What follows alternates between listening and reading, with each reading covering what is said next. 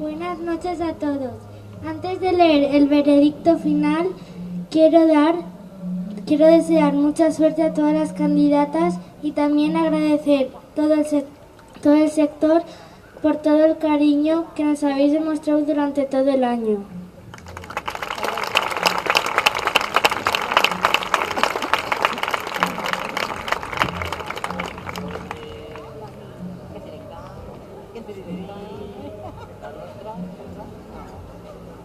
Han resultado elegidas por el sector El Pilar San Francés la niña con el número 3, Andrea Jaime Faullana, de la Falla San Vicente Periodista FAT.